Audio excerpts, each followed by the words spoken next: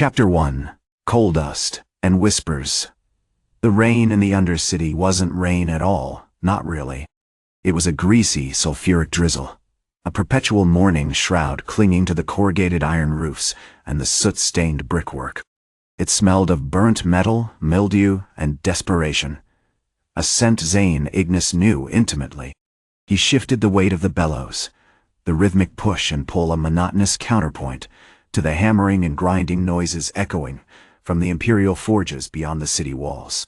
His muscles screamed, a dull, persistent ache that was a familiar companion, but tonight it was overlaid with a simmering heat, a low thrum beneath his skin. Zane wasn't supposed to be here. He was the heir to the Ignis Foundries, the largest producer of sun steel in the entire empire, a dynasty built on relentless innovation and, according to his father, unyielding efficiency. He was supposed to be learning the intricacies of furnace management, mastering the delicate art of metal tempering, and cultivating the ruthless ambition that defined the Ignis bloodline. Instead, he was a charcoal-stained apprentice, sweating and straining in the backwaters of the Undercity, a deliberate exile orchestrated by a father who'd lost patience with his son's unproductive musings on the soul of steel. Head traded silks and polished obsidian for grime and the smell of sulfur 20 years ago, a silent rebellion born of a profound disillusionment. The foundries weren't simply producing metal, they were grinding humanity into dust, transforming skilled artisans into cogs in a monstrous machine, all in the name of the Empire's war machine.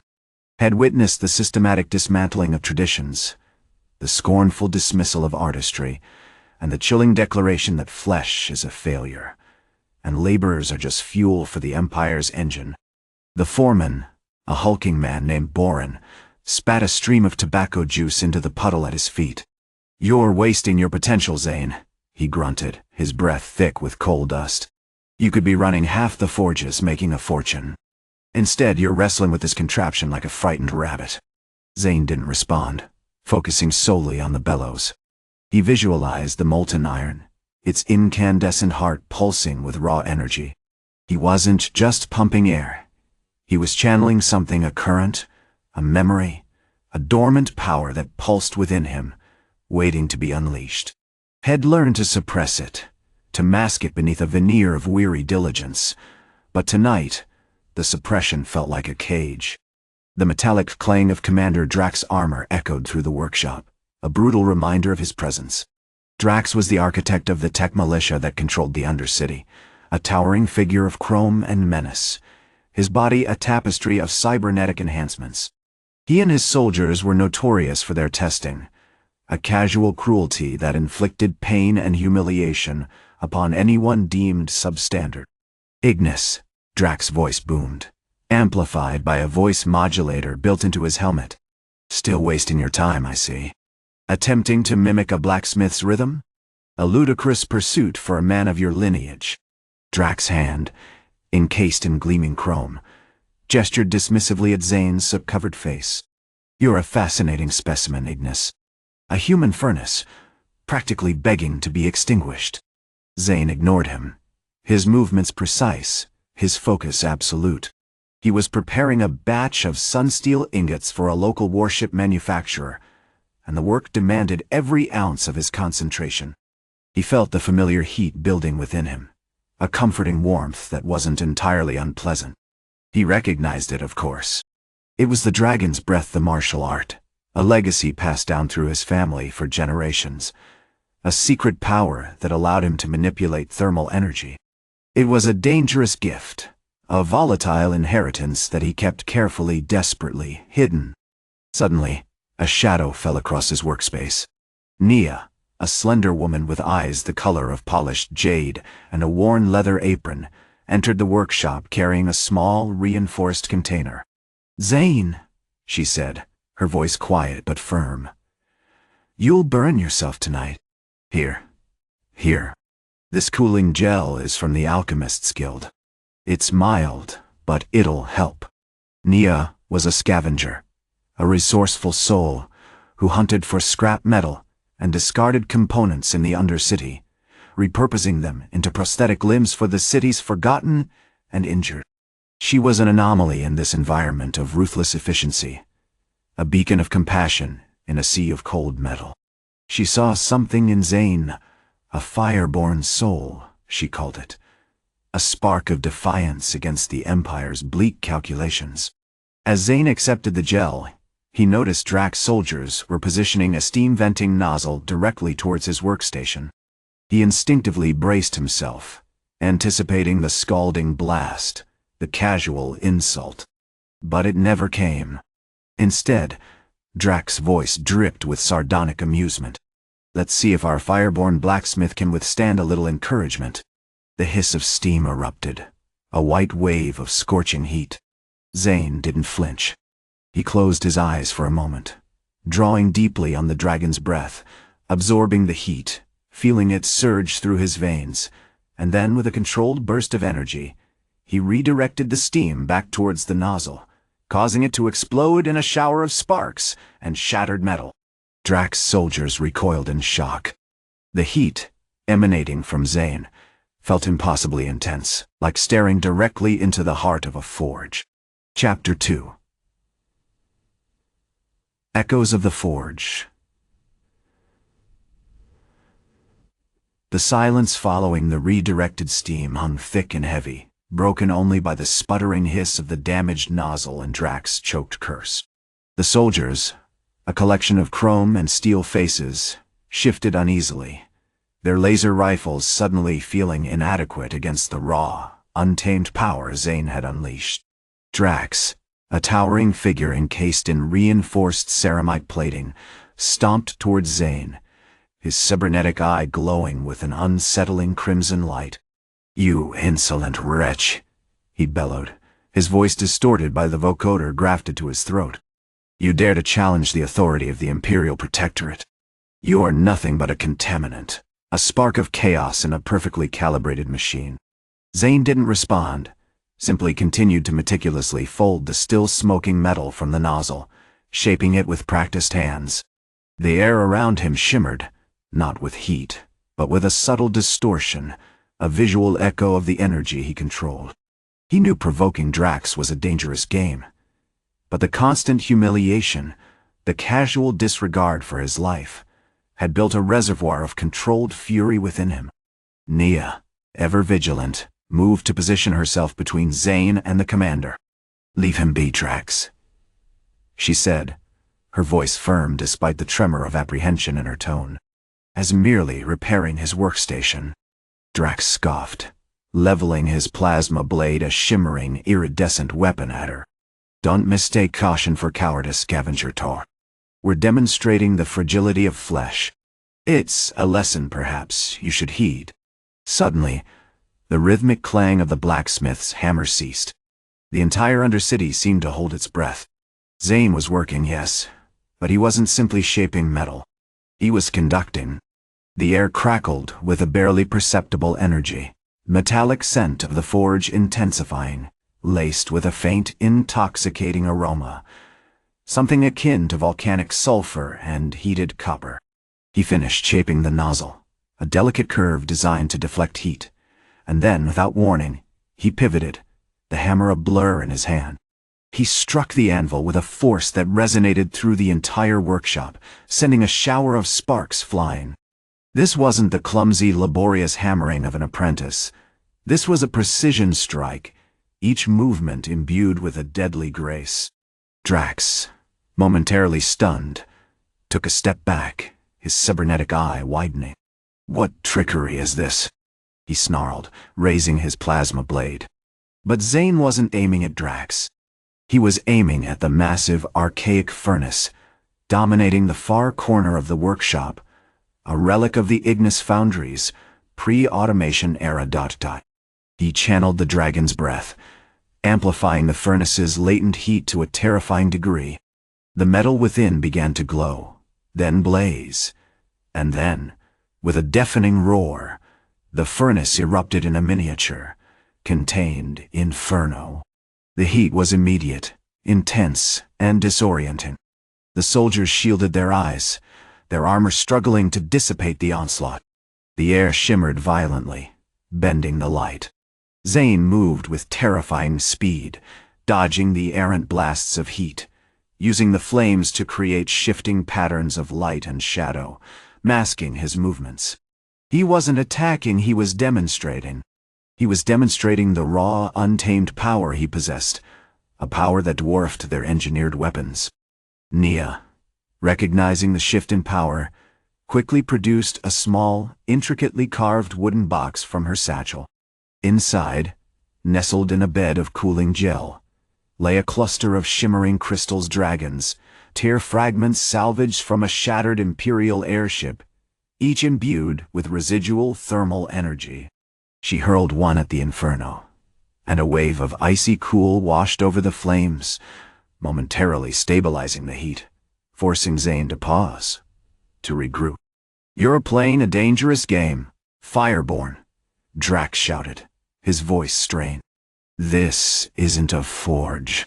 This is a weapon." Zane's expression remained impassive, a mask of controlled intensity. As he re-established his connection to the dragon's breath, he realized something crucial. The crystals, while helpful in containment, were also amplifying his own power, feeding his ability to absorb and redirect heat. He was becoming more potent, more unpredictable. He moved swiftly, unleashing a controlled burst of heat, not at Drax, but at the steel support beams of the workshop. The beams buckled and twisted, groaning under the immense pressure, threatening to collapse the entire structure. Drax, realizing he was outmatched, ordered his remaining soldiers to retreat, a chorus of panicked commands lost in the roar of the furnace and the crackle of energy. As the last of the soldiers vanished into the smog, Drax turned back to Zane, his expression a mixture of rage and grudging respect. "You have potential, Ignis Heir," he conceded, his voice quieter now. "But potential is a dangerous thing. It needs to be managed. And you, I suspect, will be the most difficult thing I've ever managed." Zane simply looked at him, his eyes glowing with a fierce internal fire. The cooling gel had dried on his skin, leaving behind a faint obsidian sheen, a testament to the power he wielded. He knew this was just the beginning. The brief, stunning revelation of his abilities had drawn attention, and Drax's words hinted at a larger, more sinister purpose, a purpose that involved not just managing Zane's power, but controlling it entirely.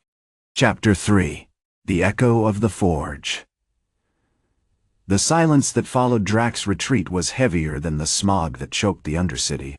Zane didn't move, didn't even breathe particularly heavily, yet the workshop thrummed with residual energy.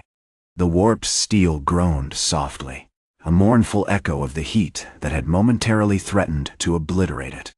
He studied Drax, a flicker of something akin to amusement in his dark eyes.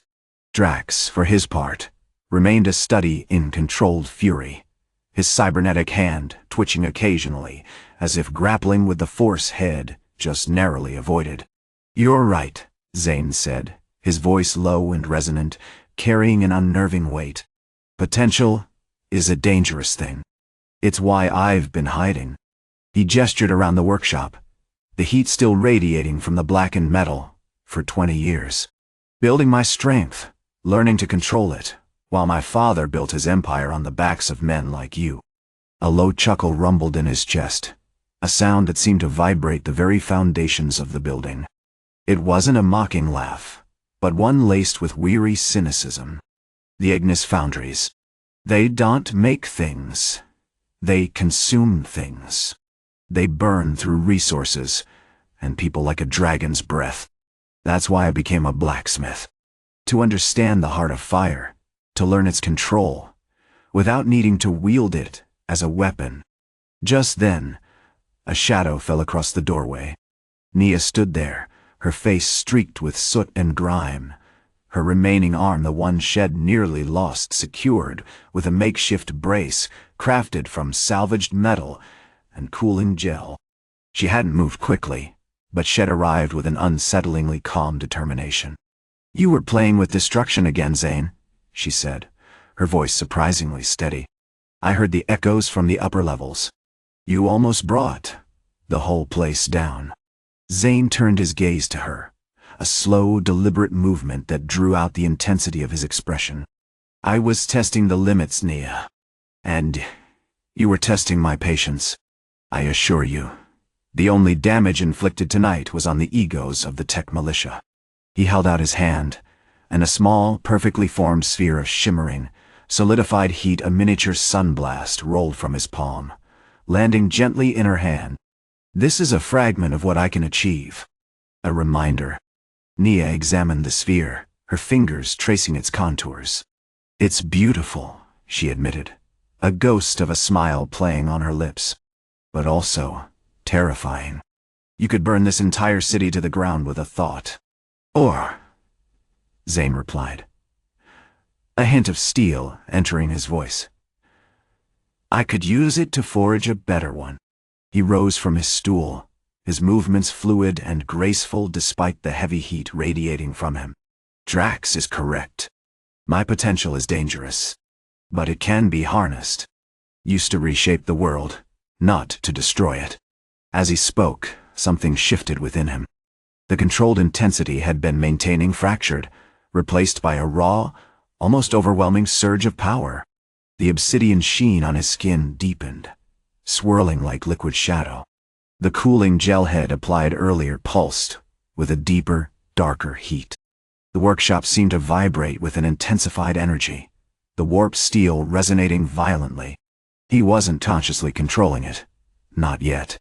The crystals in his sleeves, amplifying his dragon's breath, were feeding his own power, accelerating the process. He felt himself becoming larger, more volatile. A contained volcano on the verge of eruption. Nia, witnessing this sudden escalation, instinctively reached for the supply of cooling gel, her movements sharp and practiced. But she stopped just short of touching him, a flicker of fear in her eyes. Zane! What's happening?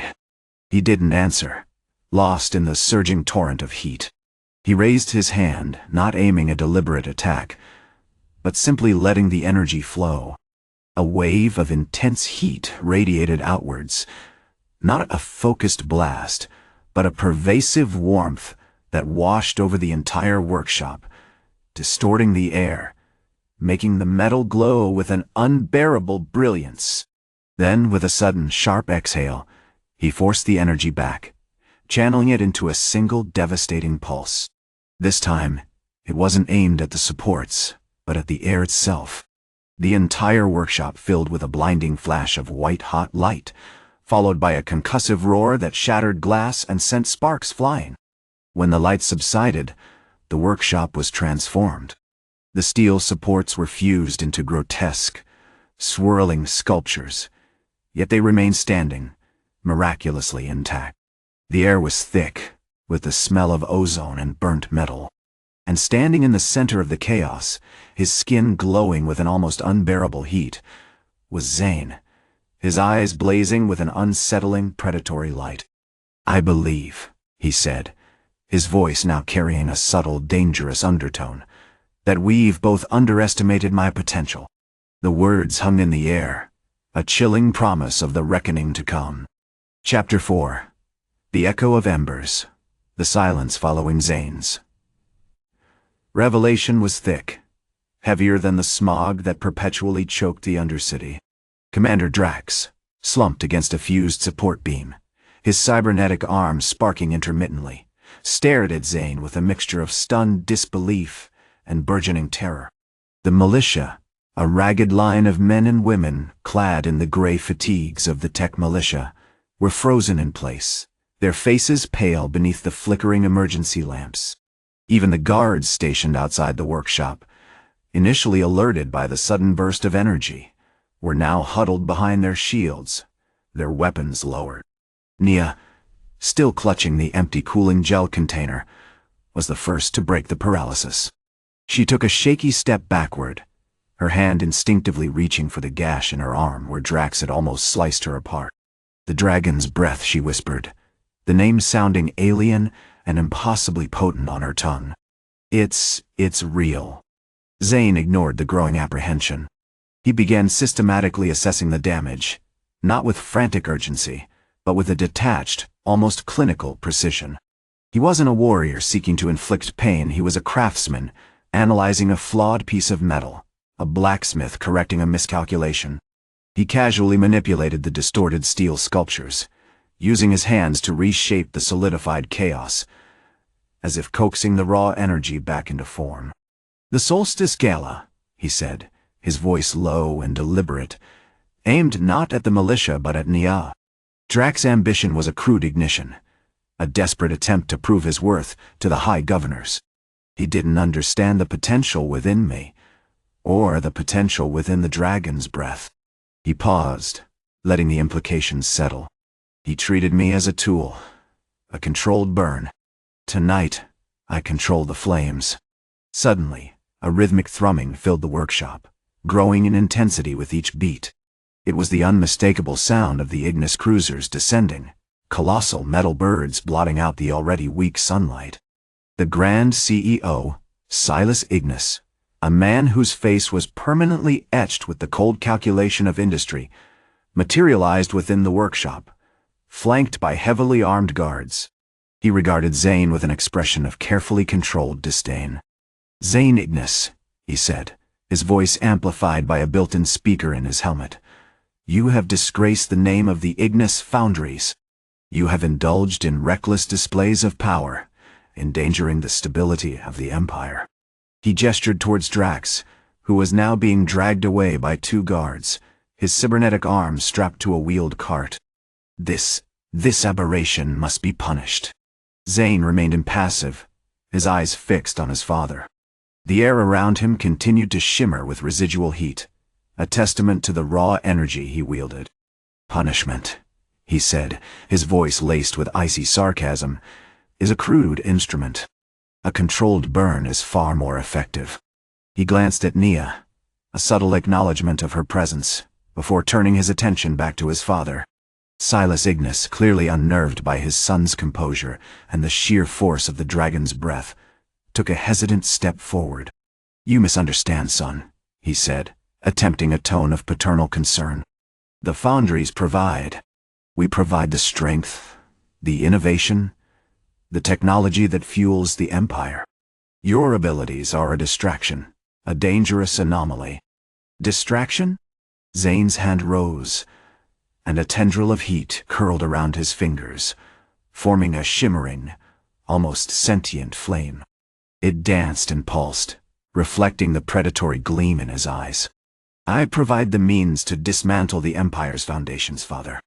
To strip away the lies of progress and expose the rot beneath." The room held its breath. Drax, struggling against his restraints, let out a muffled curse.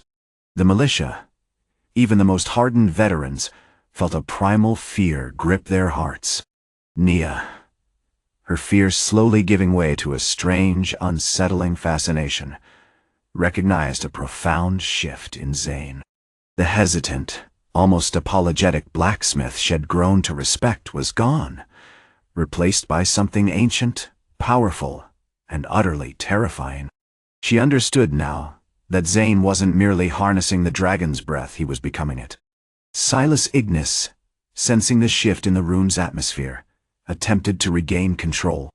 "Enough," he bellowed, raising his hand to silence his son. "I'm ordering you to relinquish this madness. Return to the foundries, and dedicate yourself to your rightful place within our organization." Zane simply laughed, a low, resonant sound that echoed through the shattered workshop, carrying the unmistakable scent of burning metal. He raised his hand again, and this time, the heat was directed at Zane Ignis.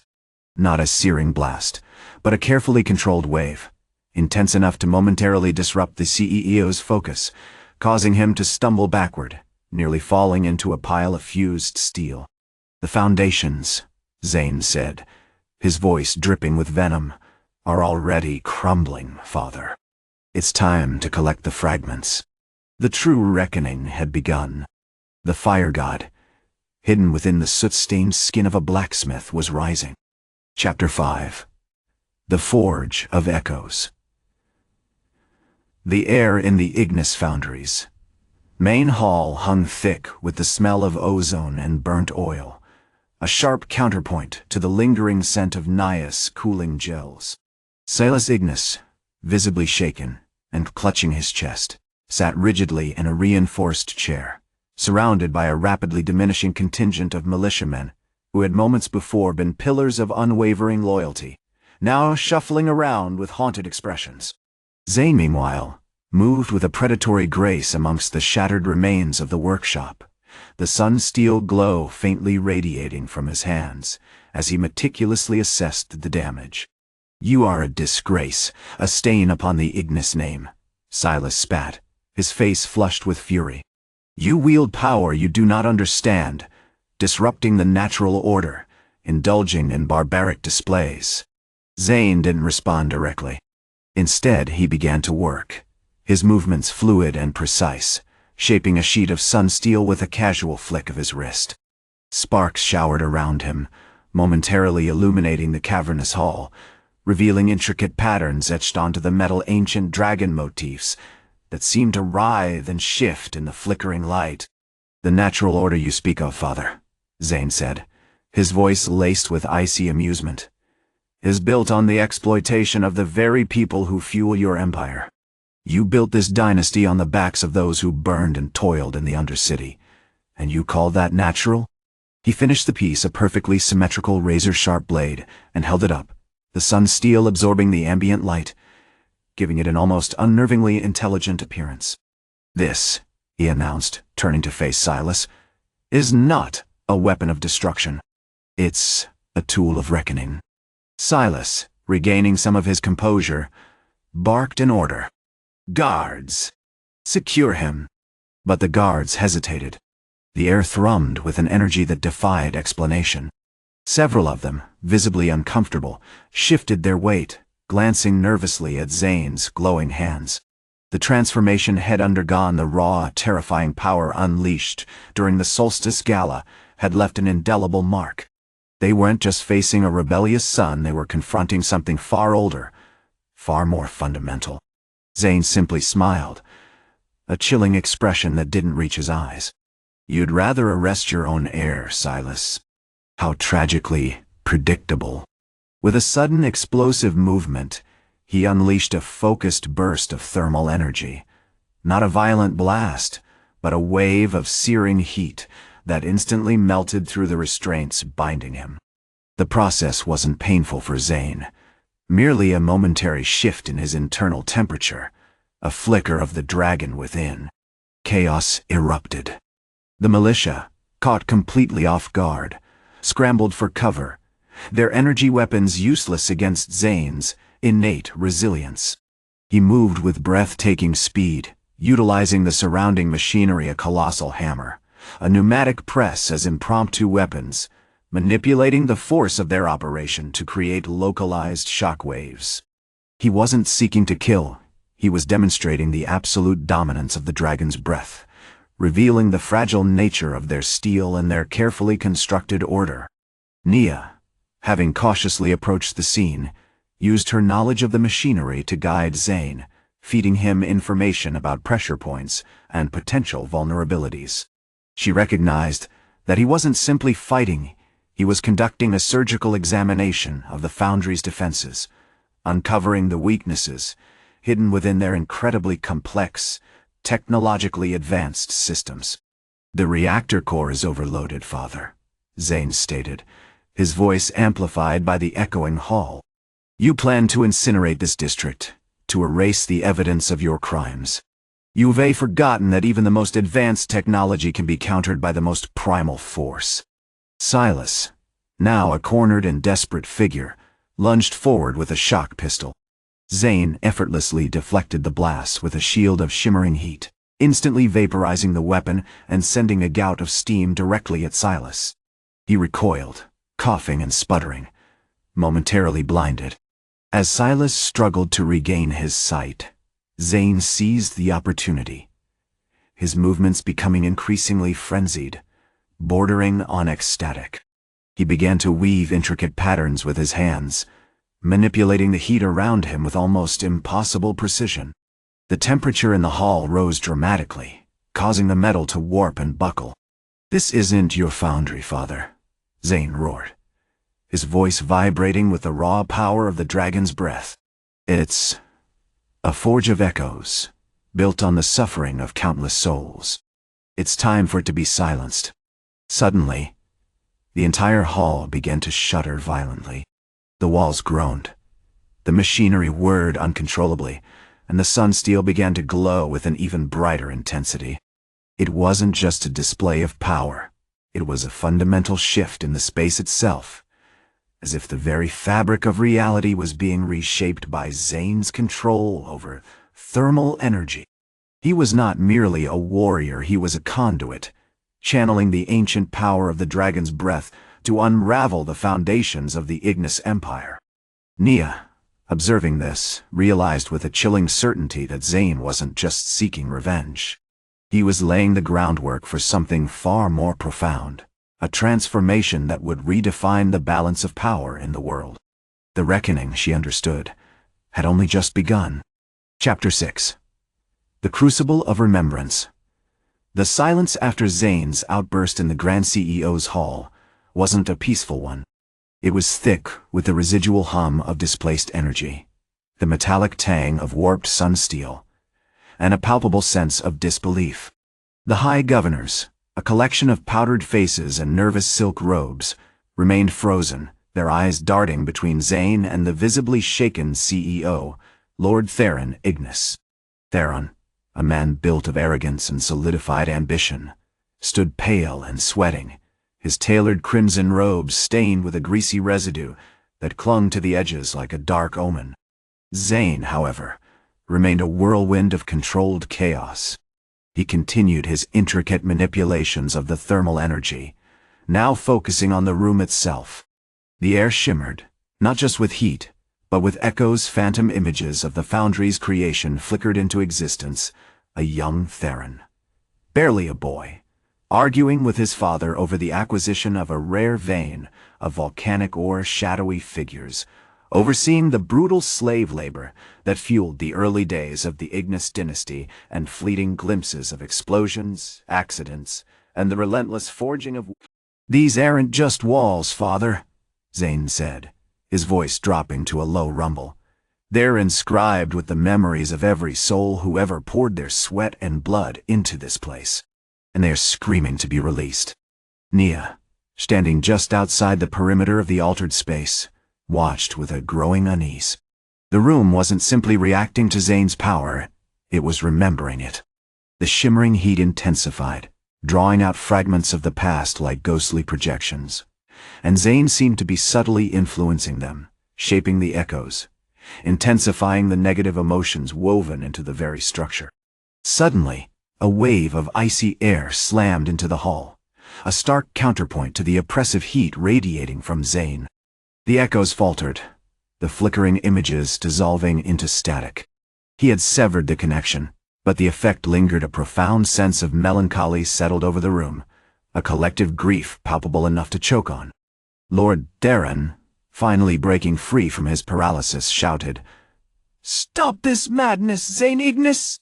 You are disrupting the order, the stability of the Empire." He signaled to the elite guards, a squad of heavily armored soldiers equipped with modified thermal regulators, ironically, designed to dampen rather than amplify heat. "Stability built on stolen lives is not stability at all," Zane retorted, his voice laced with contempt. "This foundry wasn't a testament to your ingenuity. It was a monument to your cruelty." The guards moved forward, their thermal regulators spitting jets of controlled cooling into Zane's vicinity. But this time, Zane was prepared. He didn't deflect the blasts, he absorbed them, channeling the intense cold into a concentrated surge of heat that erupted from his hands in a blinding white flash. The guards, caught completely off guard, staggered backward, their regulators malfunctioning and sparking wildly. The CEO, witnessing this devastating display, realized the full extent of Zane's power. He attempted a desperate maneuver, reaching for a hidden button on his wrist, a device designed to unleash a localized electromagnetic pulse, intended to disrupt Zane's control. But Zane anticipated it. As the pulse began to build, he unleashed the dragon's breath with a ferocity that shattered the very air. The electromagnetic field was instantly obliterated, replaced by a torrent of pure thermal energy that enveloped the CEO. Zane didn't strike him with a physical blow. Instead, he subjected him to a controlled heat overload, a searing, agonizing experience that stripped away his arrogance and perhaps a fragment of his soul. The CEO collapsed to his knees, his face contorted in a mask of terror, screaming about the legacy, the dynasty, before falling into unconsciousness. Their revelation was complete. The elite forces, witnessing their commander's demise, began to flee, their carefully crafted discipline dissolving into panicked chaos. Zane didn't pursue them, instead turning his attention to the core of the foundry. With a final, deliberate movement, he focused his power on the immense central forge, the heart of the Ignis Empire. The forge roared to life, not with the controlled heat of a traditional smithy, but with a primal, chaotic energy. The metal within began to melt and flow, swirling into grotesque shapes, coalescing into towering statues of grotesque figures, representations of the laborers, the slaves, the forgotten souls who had contributed to the foundry's success. "I'm not destroying it," Zane explained to a cautiously approaching Nia. "I'm purifying it. I'm allowing the memories of its victims to finally find release." He gestured towards the swirling metal, now imbued with a faint, spectral luminescence. "This is where the Empire began, but it can never be redeemed. It must be purged." As he spoke, Nia noticed something extraordinary. The prosthetic arm she had received from her scavenge network, a marvel of integrated circuitry and reinforced sun steel, began to vibrate with a subtle, rhythmic pulse. The metal seemed to soften, flowing slightly as if drawn by an unseen force, aligning itself with the chaotic energy radiating from the forge. Zane turned to her, a flicker of genuine warmth in his fiery eyes. "It remembers," he said, a hint of a smile playing on his lips. "It remembers the injustice, and it wants to help set things right." Chapter 7. Echoes of the Forge. The air in the central forge hung thick with the scent of molten metal, and something else, something ancient, almost floral, laced with the sting of ozone. The spectral luminescence Nia had witnessed had intensified, casting dancing shadows across the colossal forge and the grotesque statues crafted from it. They were no longer merely metal shapes, they possessed a disturbing sense of movement, their faces shifting subtly as if lamenting a forgotten sorrow. "It's beautifully terrifying," Nia whispered, cautiously circling the forge. She reached out a tentative hand, drawn by the pulsing vibration of the sun-steel prosthetic. As her fingers brushed against the metal, the rhythmic pulse accelerated, the arm responding with a delicate, almost pleading sway. Zane observed her with a curious intensity. "The sun-steel doesn't simply respond to energy, Nia. It responds to intent. It's a conduit, a vessel. It's learned to recognize the echoes of suffering." He stepped closer, his form shimmering slightly, the heat radiating from him intensifying. The foundry's initial creation wasn't just about producing steel. It was built upon a foundation of stolen labor, crushed dreams. This forge had absorbed that pain. Now, it's learning to redistribute it. Suddenly, the spectral luminescence flared, bathing the forge in a blinding white light. The statues shuddered violently, their forms contorting into even more unsettling shapes, representations of miners collapsing under the weight of their burdens, slaves beaten with iron, children orphaned by industrial accidents. The air crackled with raw emotion, a palpable wave of despair and anger washing over them. "Stop!" Zane shouted, raising a hand. The light receded, but the statues remained in their tormented poses, their spectral eyes fixed on Neodot. He focused his energy, a controlled stream of thermal heat flowing from his hands, directing it towards the central forge. The metal responded, not with chaotic destruction, but with a purposeful reshaping. The statues began to subtly shift, their grotesque expressions softening, their forms becoming more defined, almost human. "I'm not simply purging," Zane explained, his voice strained with effort. "I'm attempting to rebalance. Dente. The forge remembers the pain, and it wants to release it, but not in a destructive wave. It's attempting to translate that energy into something constructive." Nia, observing the transformation with growing fascination, noticed a pattern emerging. As Zane channeled his energy, the sunsteel prosthetic responded in kind, its movements mirroring his own, subtly shaping the molten metal with its own rhythmic pulsations. It was as if the arm, created from the Empire's own materials, was actively participating in the act of healing, drawing upon the forge's chaotic energy to refine and refine it. "It's a feedback loop," she said, her voice filled with wonder. "The forge absorbs the pain, the prosthetic amplifies it, and you guide it." Zane nodded, his expression grim. "The Ignis are masters of control, but this isn't control. It's empathy, a reflection of the suffering they ignored for so long." He paused, a flicker of sadness in his eyes. "My father believed this was a necessary evil, a tool to build an empire. He didn't understand that empires are built on the bones of the forgotten." Suddenly, a jarring clang echoed through the forge. Commander Drax, flanked by a dozen of his cybernetically enhanced militia, burst into the chamber. Drax's face, a mask of cold fury, was illuminated by the spectral light. "Zane Ignis," he roared, his voice amplified by a vocal implant.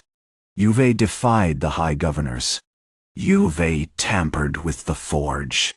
You're a threat to the very foundations of the Empire."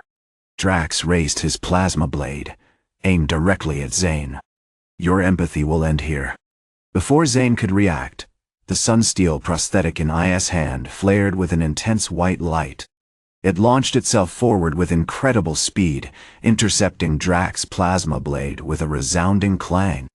The prosthetic arm, now shimmering with a brilliant blue energy, absorbed the plasma, channeling it into a contained thermal pulse that slammed into Drax, sending him sprawling backwards, his cybernetic enhancements sputtering and malfunctioning. "It's protecting me," Nia said, astonished. "It's not just a piece of metal anymore. It's fighting." Zane seized the opportunity, unleashing a torrent of thermal energy. A wave of heat washed over Drax and his militia, forcing them to retreat, shielding themselves with hastily constructed steam barriers. As they scrambled away, Zane turned to Nia, a newfound determination in his eyes. "The forge doesn't just hold the echoes of the past, it's offering us a chance to rewrite the future." He looked at the pulsating prosthetic, a shared understanding passing between them. "We've just begun to learn its secrets." Chapter 8. Echoes in the Steel. The aftermath of the gala was a chaotic ballet of frantic repairs and stunned disbelief. The Undercity, usually choked with the smell of coal and despair, now carried the metallic tang of burnt circuitry and ozone. The militia, their chrome armor dulled and sparking, retreated in ragged columns, their coordinated attacks dissolved into panicked scrambling. Commander Drax, nursing a scorched arm and a sputtering vocal implant, was a broken statue of military ambition. Zane, however, remained a figure of unsettling calm. The residual heat clung to him like a second skin, a subtle shimmer radiating outwards, and the scent of burning metal had intensified, becoming almost intoxicating. He meticulously examined the shattered remains of Drax's chest plate, noting the intricate network of hydraulic lines, a chilling testament to the Empire's reliance on cold, mechanical power. Nia, leaning heavily on her newly forged prosthetic, a marvel of sun steel and polished bronze, was equally fascinated.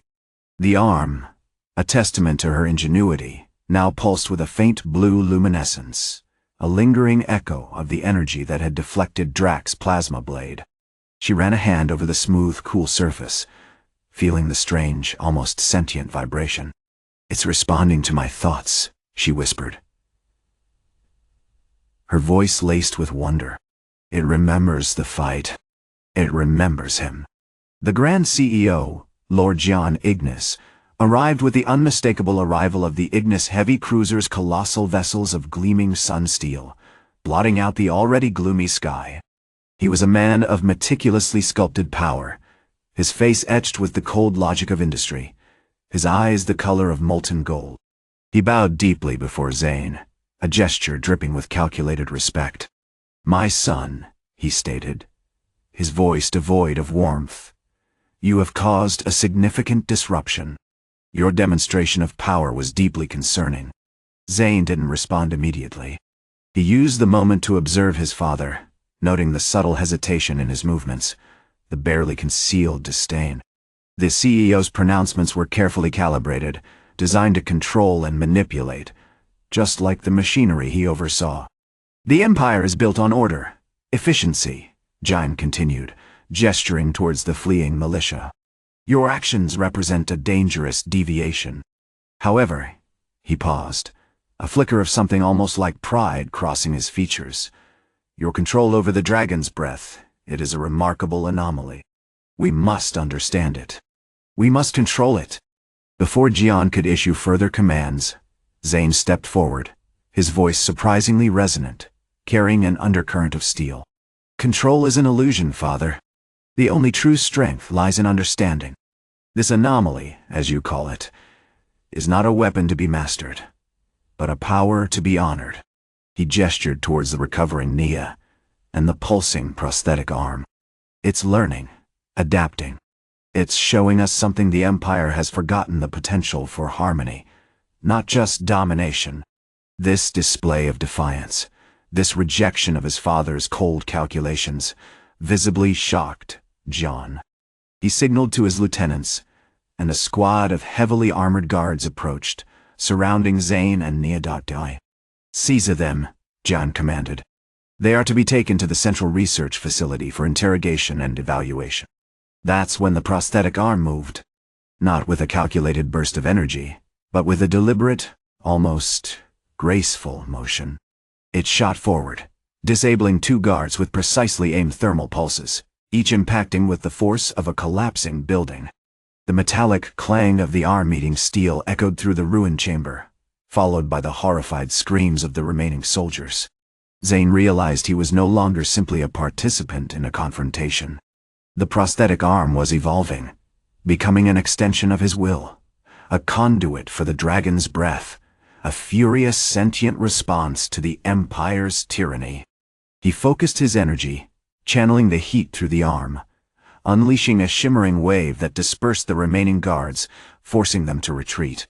"This isn't a weapon," Zane shouted, his voice gaining an almost primal intensity. "It's a mirror!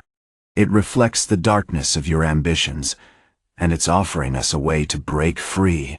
As the remaining guards faltered, a figure emerged from the shadows: Master Lin, a wizened old martial artist and former scholar of the Ignis Foundries, a man rumored to have been erased from the family's records after questioning Zane's ruthless practices.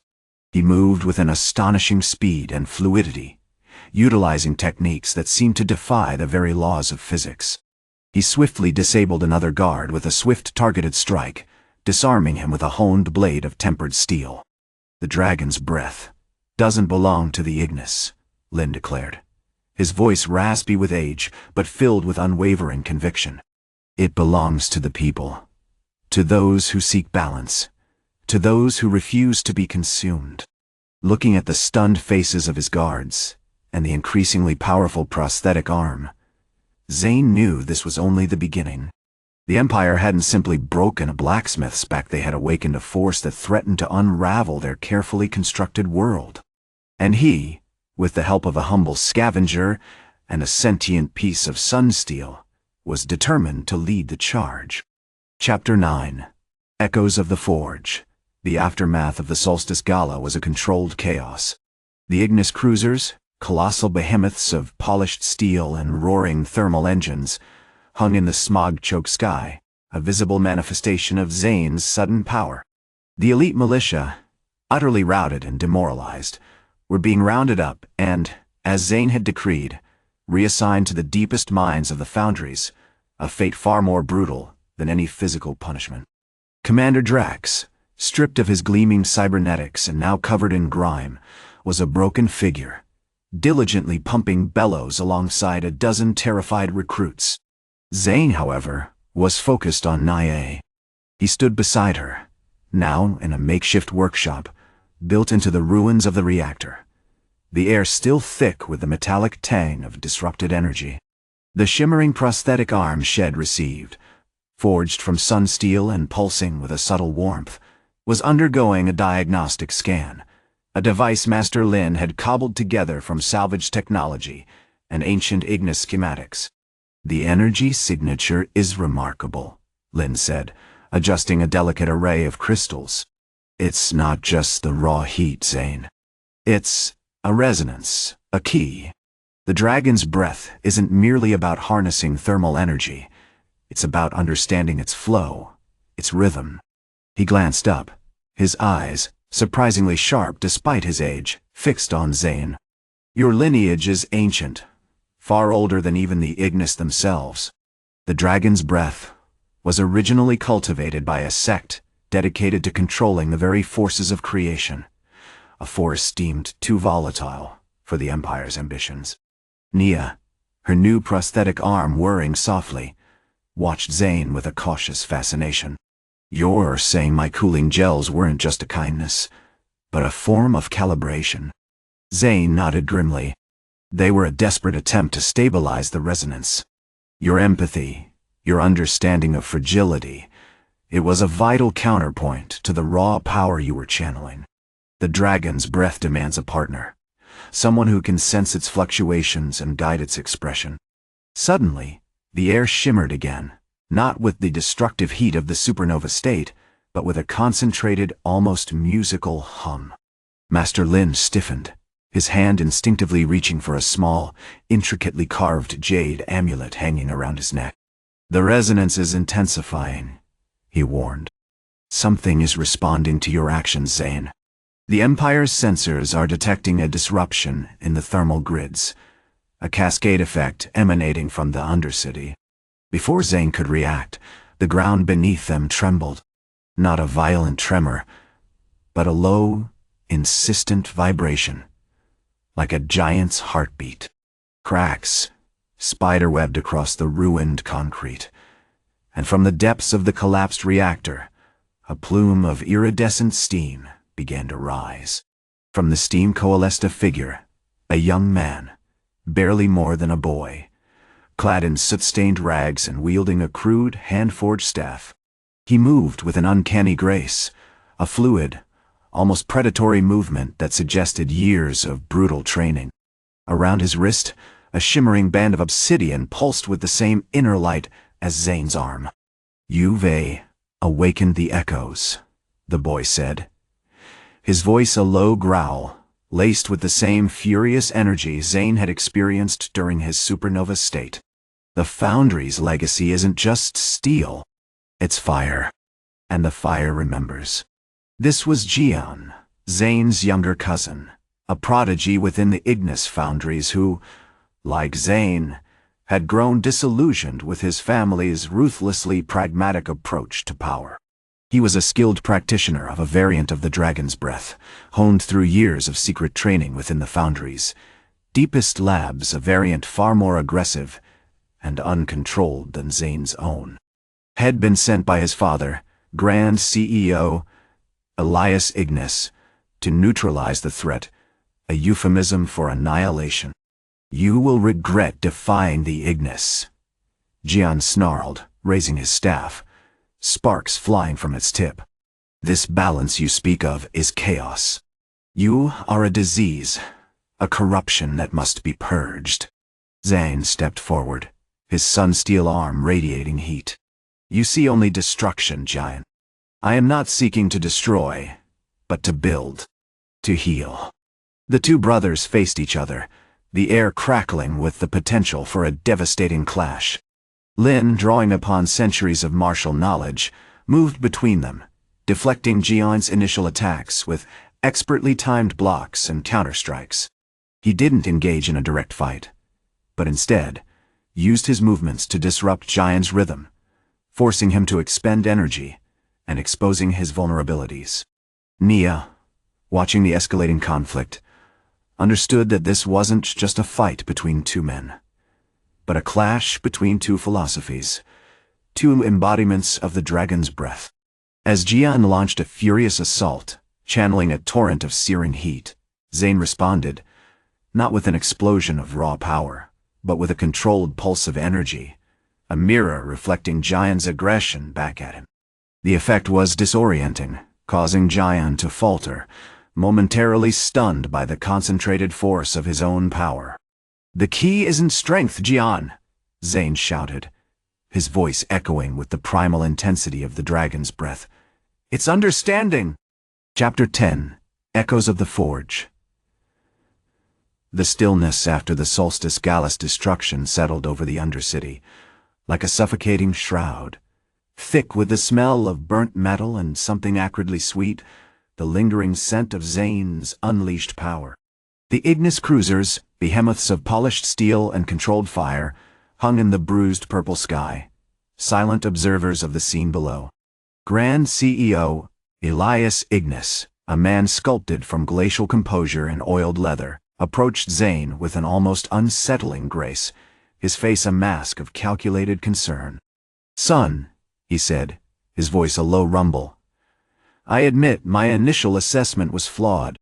Your methods were unorthodox, to say the least." He gestured towards the shattered remains of the reactor, the flickering flames still dancing across the twisted metal.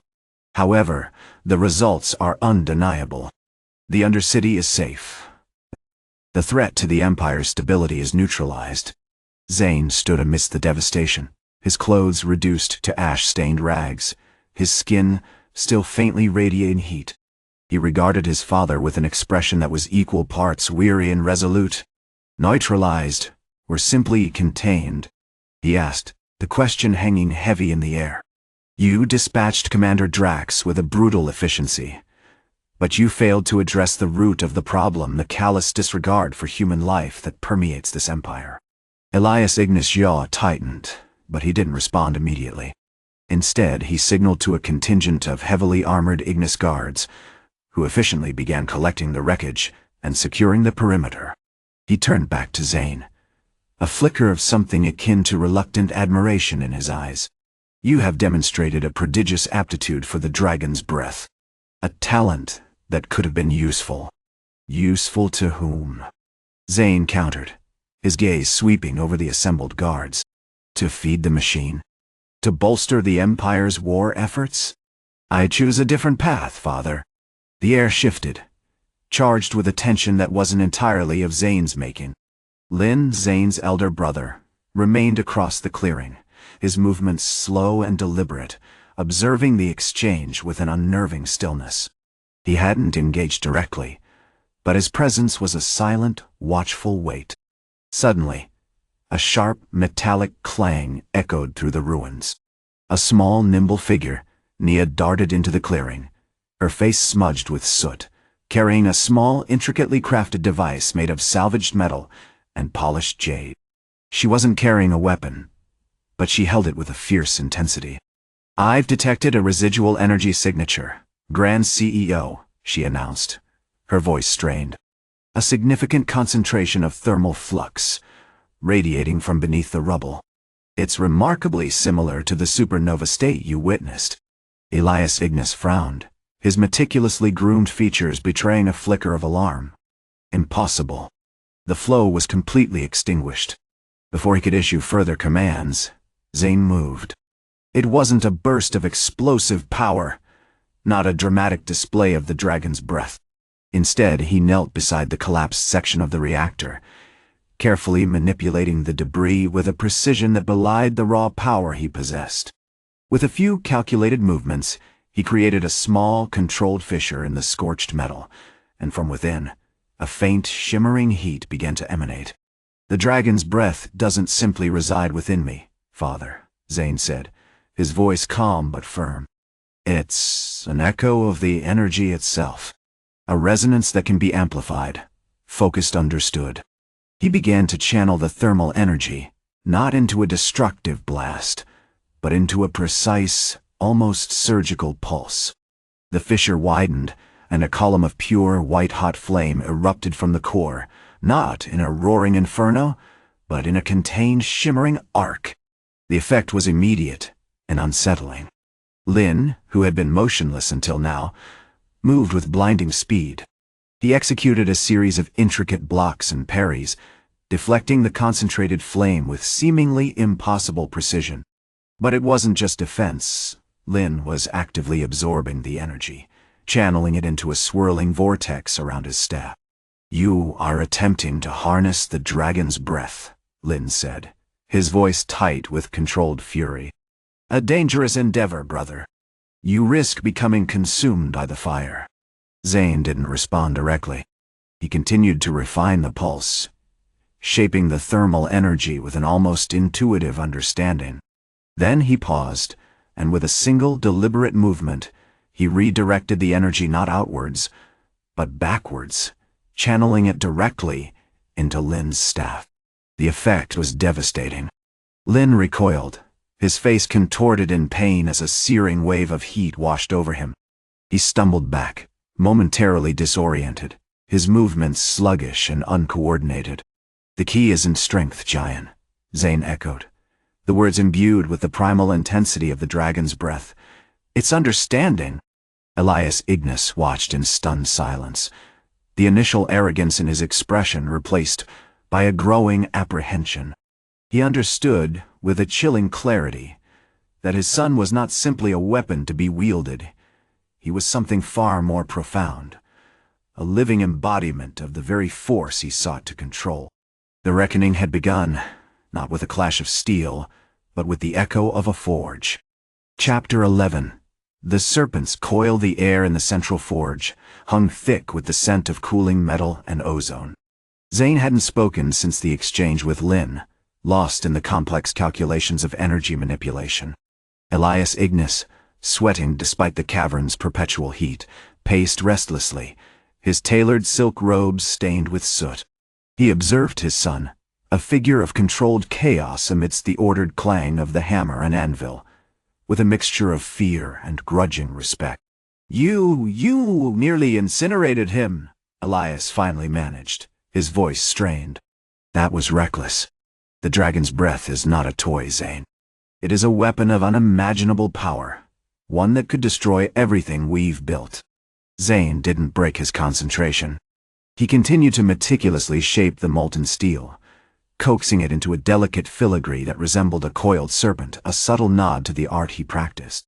"Destruction is only one of its potentials, Father. Heat can also forge. It can purify. It can offer sustenance."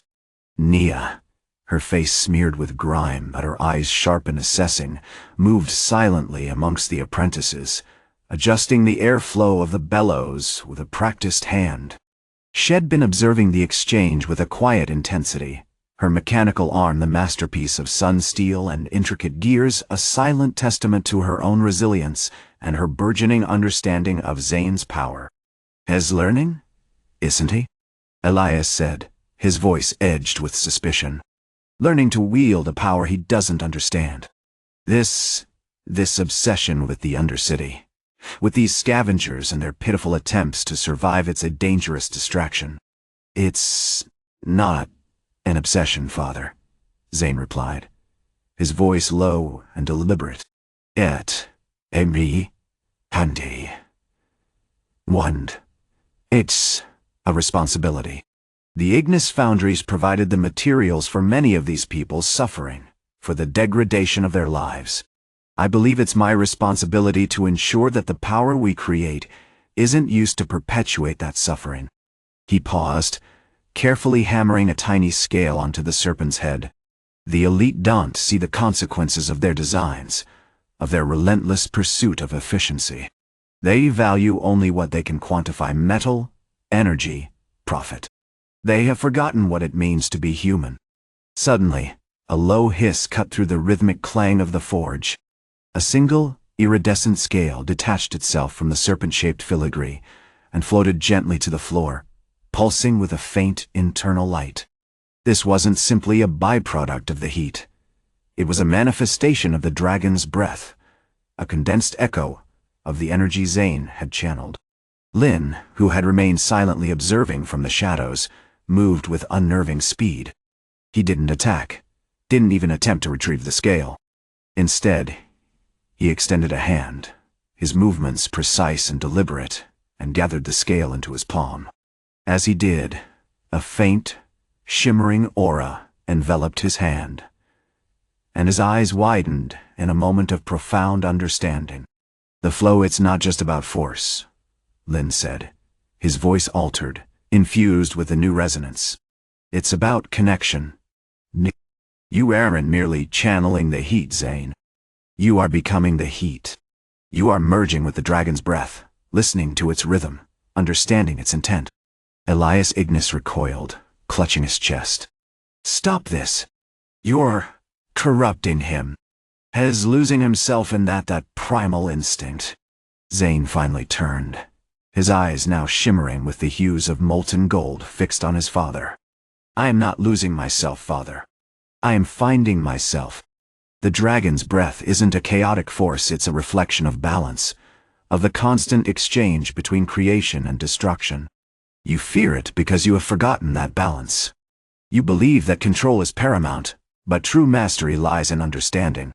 He raised his hand, and a tendril of heat curled from his fingertips, not to harm, but to touch the serpent scale still in Lin's hand. As the heat flowed, Lin gasped, his face relaxing into an expression of serene acceptance. "The serpent coils around the source," Lin said, his voice now laced with a profound calmness. "It doesn't seek to destroy. It seeks to transform. You must learn to embrace that transformation, Zane. The dragon's breath is not a weapon to be wielded, but a force to be guided."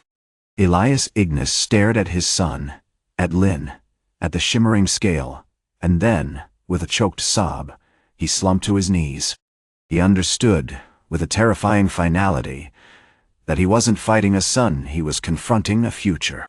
A future where the fire of the Ignis Foundries would be tempered not by control, but by the ancient, unyielding power of the dragon's breath. The reckoning had begun, and it was far more complex, far more dangerous than he could have ever imagined. Chapter 12. The crucible within the silence following Elias' collapse was thick with the smell of dust, burnt oil, and something else, a nascent heat that seemed to settle on the cavernous halls of the foundries.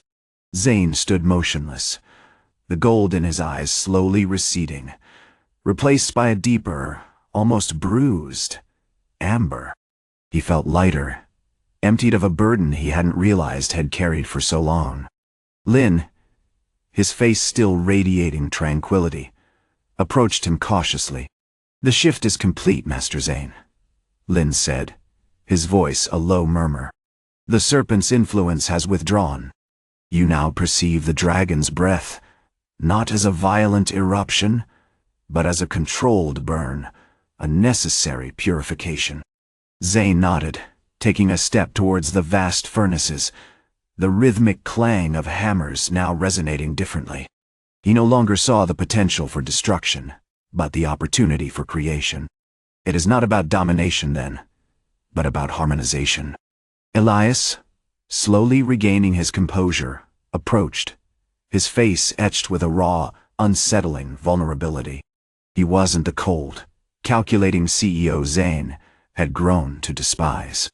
He was a man stripped bare, confronted with the impossible truth of his own son.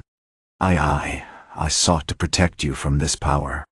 I believed I was safeguarding the dynasty. You were safeguarding a cage," Zane said, his voice carefully neutral. "A cage built of fear and control. The dragon's breath requires no protection, it needs understanding." The following days were a whirlwind of controlled chaos. Zane, with Lin's guidance, began subtly reshaping the Ignis Foundries. He didn't dismantle the machinery, but he introduced new processes utilizing the dragon's breath to refine sunsteel to an unprecedented level, enhancing its strength and resilience while simultaneously reducing the energy consumption. He implemented cooling systems integrated with the thermal vents, drawing excess heat into a vast network of underground reservoirs, effectively turning the foundries into massive, controlled geothermal generators. News of these changes, whispered through the Undercity and spreading through the Imperial ranks, ignited a furious debate. Commander Drax, released from the mines and placed under house arrest, spewed venomous accusations, branding Zane a heretic and a traitor. Hez corrupting the metal, weakening the sunsteel. Hez a fool playing with forces he doesn't understand. Zane ignored him, focusing on establishing a workshop within the core of the Foundries, a space dedicated to researching and expanding his mastery of the Dragon's Breath. He recruited skilled artisans from across the Empire, not as laborers, but as apprentices, men and women, eager to learn from the man who was simultaneously dismantling and rebuilding the very foundations of their world. One evening, Nia arrived, her face grim. "Drax agents have been raiding the scavenging camps," she reported, clutching a crudely fashioned wrench. "They're using the thermal generators as weapons, overloading them to drive people out of the Undercity. They're escalating things, trying to force your hand." Zane didn't react with anger. Instead, he simply said, "Let them come." As Drax soldiers descended upon the camp, a ripple of heat followed Zane. He moved with a speed and grace that defied his blacksmith's build, catching the soldiers off guard with carefully controlled bursts of thermal energy. Not lethal, but incapacitating, forcing them to drop their weapons, to shield their eyes from the shimmering heat. It wasn't a brutal display of power, but a demonstration of control, a demonstration of the Dragon's Breath's potential. Seeing his forces routed, Drax, fueled by rage, activated his cybernetic enhancements, unleashing a concentrated blast of plasma that slammed into the heart of the camp. Zane deflected it effortlessly, redirecting the energy back at Drax, momentarily blinding him. In that instant, Zane seized his opportunity, not with a violent strike, but with a delicate touch. He used a focused wave of heat to disrupt Drax's neural implants, causing a searing pain that forced him to collapse, his enhancements flickering and dying. As Drax lay twitching on the ground, Zane knelt beside him. "You sought to destroy balance," he said, his voice quiet but firm. "I merely restored it." He then quietly instructed one of his apprentices to strip Drax's remaining augmentations and ensure he received proper care, a stark contrast to the contempt had previously shown. The revelation of Zane's true power, the uncontainable energy that flowed through him, continued to ripple through the Empire. Some hailed him as a savior, others as a dangerous anomaly. But Zane remained focused, not on conquest or glory, but on the slow, steady process of transforming the Ignis Foundries, and ultimately, the heart of the Empire itself, one controlled burn at a time. The crucible within him was being forged, and he was learning to wield not just fire, but wisdom. Chapter 13. Echoes of the Forge. The weeks following the Solstice Gala were a whirlwind of controlled chaos. The Ignis cruisers, behemoths of sun steel and roaring thermal engines, had landed with an unsettling precision, establishing a temporary, heavily guarded perimeter around the Undercity. Zane, now a reluctant and surprisingly popular figure, navigated the shifting landscape with a quiet intensity that both intimidated and intrigued. His father, the Grand CEO, Lucius Ignis, a man carved from granite and driven by the relentless logic of profit, was a study in bewildered formality. He observed Zane's actions, the subtle shifts in production, the quiet restoration of the Undercity's water supply, the discreet distribution of sun steel to impoverished workshops, with a suspicion bordering on outright hostility. This indulgence, Lucius finally sputtered during a tense meeting in the newly converted Ignis Foundries main hall, the air thick with the smell of molten metal and suppressed frustration. "You're dismantling the very foundations upon which this empire is built. Leveraging our resources to appease the filth of the Undercity? It's madness." Zane, clad in simple, reinforced leather, stood calmly amidst the controlled chaos, meticulously inspecting a newly forged hammer. "The foundations are cracked, Father," he replied, his voice low and steady.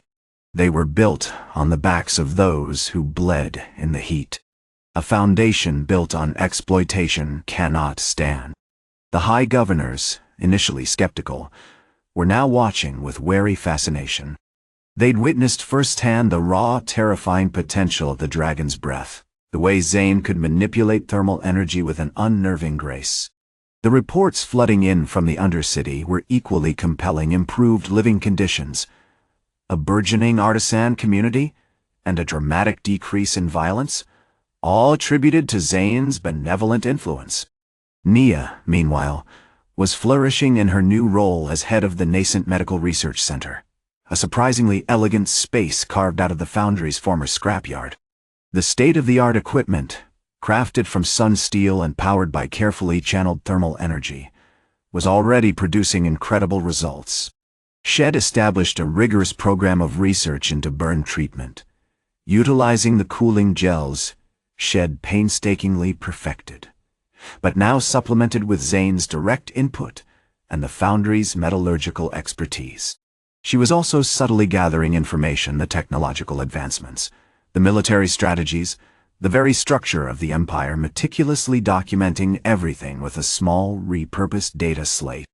"Commander Drax is proving a significant obstacle," she confided to Zane one evening as they worked late, painstakingly shaping a prosthetic hand. "His loyalists are suspicious. They believe you're manipulating him, using him to further your agenda." Zane paused, delicately welding a joint. "Drax is a reflection of the Empire's arrogance," he said, his gaze fixed on the shimmering metal. "He believed power was about domination. He was wrong. True power lies in understanding." That understanding led Zane to a clandestine meeting with Master Jian, an ancient, almost skeletal martial arts scholar who had been quietly studying Zane's techniques for months. Jian, a former disciple of the dragon's breath itself, revealed a crucial detail: the dragon's breath wasn't merely a conduit for thermal energy. It was a key, a resonance point, attuned to the very heartbeat of the Earth. The Ignis Foundries were built upon ley lines, points of concentrated geothermal energy, John explained, his voice raspy with age. Lucius Ignis unknowingly tapped into this source, accelerating the dragon's breath within your lineage. He sought to control the heat, but you, Zane, you seek to harmonize with it. Suddenly, the air shimmered.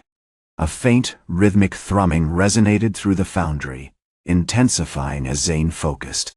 He felt a surge of energy, a familiar but deeper connection to the Earth. He realized that Drax's augmented senses, his relentless focus on heat detection, were not just a tactical advantage. They were a discordant note, a vibration that disrupted the natural flow of energy. "Drax is not merely a threat," Zane said, his voice resonating with newfound conviction. "He is a disruption. His very existence is a dissonance." As he spoke, a flicker of movement in the shadows caught his eye. A small, meticulously constructed drone, a technological marvel of miniature sun-steel blades and thermal sensors, hovered into view, transmitting a visual feed of Drax's newly constructed observation post, located deep within the abandoned mine shafts. Drax was preparing a counterattack, utilizing a network of thermal grenades designed to overload Zane's defenses. The echoes of the forge, it seemed, were preparing for war. Chapter 14. Echoes in the Stone. The stench of ozone and scorched metal hung heavy in the air, a grim reminder of the Solstice Gala's catastrophic climax. Zane, still coated in a fine layer of soot and radiating a residual heat, meticulously examined the drone's feed, a slick, metallic gaze, peering down at Drax's fortified observation post. It was a chilling confirmation of Zane's darkest suspicions. Drax wasn't simply reacting, he was preparing a calculated, brutally efficient trap. His anticipating the supernova state, Nia said, her voice tight with urgency, as she adjusted the intricate mechanisms of the prosthetic arm she was constructing for a young boy with a mangled hand. The rhythmic hum of her tools was a counterpoint to the uneasy silence of the workshop. "He knows the drain it puts on you." Zane nodded, running a calloused hand over the cool sun steel frame of the arm. His augmentation allows him to detect the shifts in my energy, predict my responses. It's frustratingly precise. He paced, the movement a subtle dance of contained power. He believes he can negate the dragon's breath with a blizzard of thermal spikes. Then, well, give him a furnace, Nia retorted, a flicker of her characteristic defiance in her eyes. But we need to be smarter than a frontal assault. His sensors there like a tuning fork, amplifying the instability within me. He paused, considering her words. Jian was right. It's not just about absorbing and redirecting heat. It's about resonance. Drax intrusion is a dissonance, a vibration that throws my control off balance. He closed his eyes, focusing on the familiar thrumming within him, a deep, ancient song of the earth. I need to harmonize. Suddenly, the air shimmered again, more intensely this time. The rhythmic thrumming grew, not just within Zane, but radiating outwards, vibrating through the very foundations of the Ignis Foundries. The ancient gears of the bellows, normally a monotonous grind, seemed to pulse in response. He could feel the earth beneath his feet, the flow of geothermal energy through the veins of the land. This was more than a simple connection, it was an amplification, a focusing of the dragon's breath. A surge of power overwhelmed him, a cascade of heat that threatened to consume him. He instinctively reached out, not to control the flow, but to guide it, to shape it with a precision he hadn't realized he possessed. Images flooded his mind, the molten heart of the earth, the slow, deliberate cooling of volcanic rock, the intricate patterns of thermal currents beneath the city. It was as if he were seeing the world through a million heat-sensitive eyes. What is happening? Nia asked, her voice a breathless whisper. Zane didn't answer. He was lost in the flow, his body becoming a conduit for the raw energy of the earth. He noticed, with a chilling clarity, that Drax surveillance drones weren't merely transmitting visual data. They were actively disrupting his connection, emitting a chaotic burst of thermal interference designed to shatter the harmony. With a roar of controlled fury, Zane shifted, channeling the energy into a defensive shield, not a static barrier, but a swirling vortex of heat, a miniature contained storm. The drone's feed flickered, momentarily blinded by the intensity. "It's escalating," a young apprentice, Lin, shouted from his station. "The thermal grenade deployment is imminent." Zane, his face flushed with exertion, moved with blinding speed. He didn't just deflect the grenades, he absorbed them, each explosion adding to the overwhelming surge of power within him. He wasn't just fighting Drax technology, he was fighting against the very principles of its design, a relentless, aggressive exploitation of thermal energy. "It's not enough to suppress his attack," Zane yelled, his voice strained. "We need to redirect it." He focused his mind, pushing against the dissonance, visualizing Drax sensors, not as a weapon, but as a channel. He imagined the thermal energy, instead of harming him, being channeled outward towards Drax's observation post. The effect was instantaneous. A wave of intense heat erupted from Zane, a focused beam that pierced through the reinforced steel of the observation post. The screens shattered, the complex sensors overloaded, and a plume of steam erupted from the central control console. Drax's voice, crackling through a damaged comlink, was filled with a chilling disbelief. "Impossible, you're amplifying my own defenses." Zane didn't respond. He was already shifting his focus, beginning to draw upon the deeper currents of geothermal energy. The rhythmic thrumming intensified, resonating with a power beyond anything he'd experienced before. He could feel the earth responding, the ancient ley lines flowing through him, strengthening his connection. "Hez losing control," Nia whispered, her eyes wide with awe. "Hez becoming more than a man." As Zane spoke, a new flicker of movement caught his eye, not a drone, but a subtle shift in the stone itself, a hairline fracture forming in the wall beside him, revealing a hidden passage. A dark, cold smile spread across his face. Let's see where the earth wants to lead us. Chapter 15. Echoes of the Deep. The air in the newly revealed passage hung thick with the scent of damp stone, and something older, something metallic, and faintly geothermal. Zane hadn't bothered to fully extinguish the lingering heat of his previous display. It pulsed beneath his skin, a contained inferno responding to the newfound resonance had discovered. Nia, ever practical despite the unfolding spectacle, followed him with a brace of cooling gels, a small, anxious figure against the backdrop of the crumbling ancient tunnel. "This wasn't here on the city charts," she said, her voice echoing strangely, as if amplified by the stone. "The Undercity's foundations, they're built on something far older than the Imperial foundry." Zane nodded, his gaze sweeping the walls. The passage narrowed, curving sharply downwards, and the stone here wasn't the gray-veined limestone of the Undercity.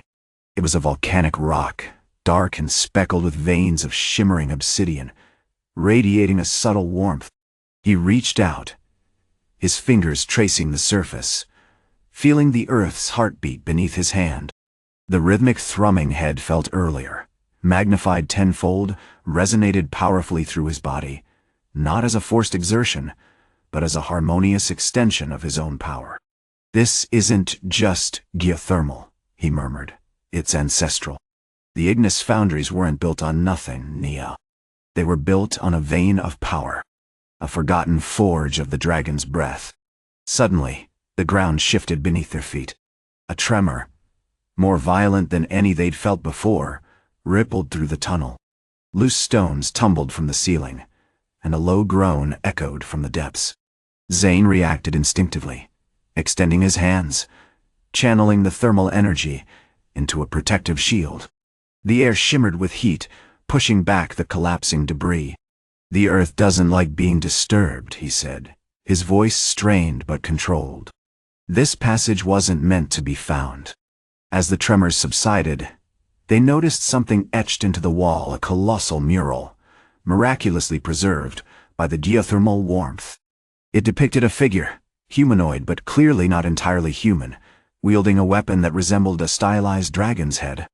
The figure's skin shimmered with a similar golden hue to Zane's, and the mural pulsed with an unsettling, ancient energy. "This is the original Dragon's Breath warrior," Zane breathed, recognizing the stance, the flow of energy, the very essence of his martial art. "My ancestors weren't just blacksmiths, Nia. They were guardians. They were protectors of this wellspring of fire." Drax's forces, alerted by the seismic activity and the escalating chaos, were rapidly closing in. A squad of militia, led by a heavily augmented lieutenant, burst into the passage, their plasma rifles spitting bursts of searing energy. Zane didn't hesitate. The shield intensified, deflecting the shots with ease, and he moved with a speed that defied human capability. He didn't fight defensively. Instead, he began to shape the geothermal energy, not just to protect himself, but to weaponize the environment. He focused on the veins of obsidian, directing the heat flow, creating pockets of intense thermal distortion. The lieutenant's plasma bolts slammed into these distortions, not dispersing, but amplifying, exploding in blinding flashes of light and superheated steam. "He's feeding off the ley lines," Nia shouted, dodging a blast of molten air. "He's becoming a conduit." Zane continued his assault, a whirlwind of heat and fury. He didn't aim to kill, he aimed to dismantle. To dismantle the malicious technology, to disrupt their flow of energy. Each strike was a carefully calibrated pulse, a miniature volcanic eruption contained within his hands. As he moved, he noticed a subtle change in the mural. The dragon-headed warrior seemed to be observing him. It felt like a silent acknowledgement, a recognition of a lineage reclaimed. Then, the passage began to shift again, but this time, it wasn't a natural tremor. The walls pulsed with an unnatural light, and a section of the wall slid open, revealing not another tunnel, but a vast cavern. The cavern was filled with a breathtaking sight, a colossal forge, untouched by time, radiating a brilliant, almost blinding, heat. Molten metal flowed from enormous, intricate machines, forging weapons and armor of incredible quality. The air thrummed with the same resonant energy that pulsed through Zane, amplified 1,000-fold. Standing before the forge was a spectral figure, an echo of the mural warrior, his form shimmering with the incandescent glow of the flames. He raised a hand, and a voice, ancient and resonant, filled the cavern. "Welcome, Heir. The forge has waited long for your return." Zane felt a profound connection to this being, a sense of destiny he hadn't understood before. He realized this wasn't just a forgotten forge. It was the key to unlocking his full potential, the source of the dragon's breath's power. And as he stepped forward, into the heart of the ancient fire, he knew his battle had only just begun.